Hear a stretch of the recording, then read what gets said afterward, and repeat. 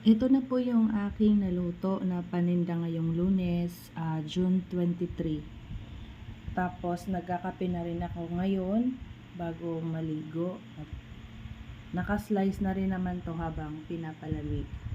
Ayan. Bawat slices ng aking mga panindang kakanin ay nakakagawa ako ng 16. Ayan, 16 slices.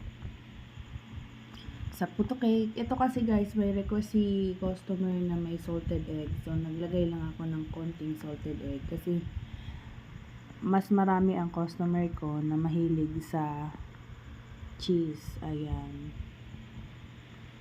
Ito yung aking puto na muntik na namang ma-reject. Bakit kamo guys? Kasi, sobra siya sa luto. Tingnan nyo. Pero masarap pa rin naman. Tinikman ko. Ayan. Ito yun. Ito yung kinakain ko. Ganon guys, kapag nasobrahan sa luto or yung init ng ating steamer. Gawa nung matagal siyang natingga, pinapakuluan ko ng pinapakuluan habang nagmi-mix pa ako ng puto cake mixture. Kaya ito yung nangyari, may failed. Hindi naman lahat failed. As in ito lang kasi lumubog siya. Pero kung matagalan pa to ng mga 5 minutes guys, hindi na to pwede. Ayan.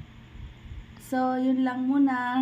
Nagkaroon ulit ako ng konting sablay ngayong araw. Ayan. Talagang kahit anong gawin natin minsan. Ayan. Lalo kung pinagsasabay-sabay ko yung pagluto guys. Kasi nga, itong unang salang ko magkasabay itong kutsinta.